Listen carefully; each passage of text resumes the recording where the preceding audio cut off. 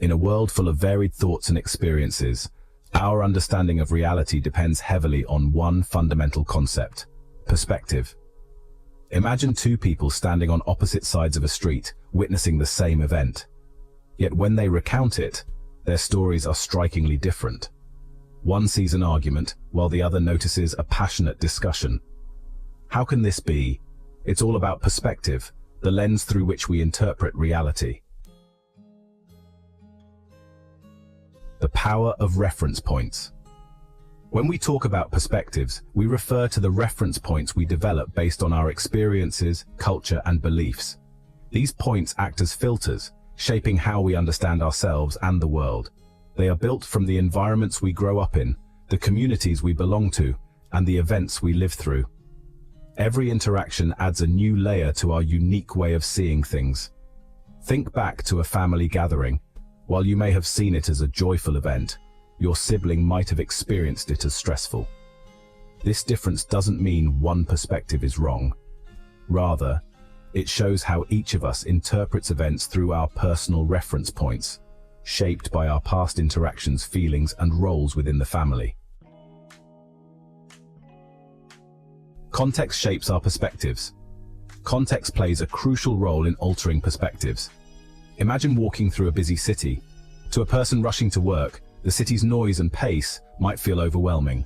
But to a tourist, the same environment could feel vibrant and exciting. How we perceive the same situation can shift entirely based on the context in which we find ourselves. Understanding this brings a powerful lesson.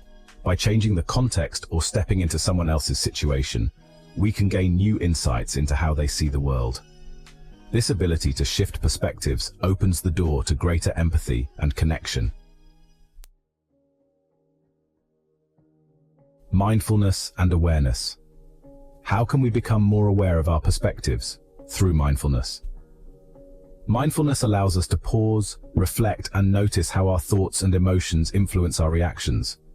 Consider being in an argument. When you stop to take a breath and observe your emotions, you create a space for understanding, rather than reacting out of frustration.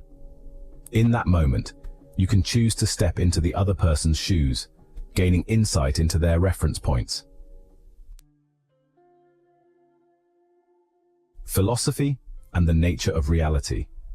Philosophers have long explored the nature of perspective. Take Plato's famous allegory of the cave. In this story, prisoners are chained in a cave, only able to see shadows on the wall. To them, these shadows represent the whole of reality. But when one prisoner escapes and sees the world outside the cave, he realizes the truth. The shadows were merely illusions. This allegory reminds us that our perspectives are limited by what we know and experience. When we seek out new viewpoints, we expand our understanding of reality. The ability to shift perspectives is a powerful tool for solving problems. When faced with a challenge, it's easy to get stuck in a single way of thinking. But what if we looked at the problem from a different angle?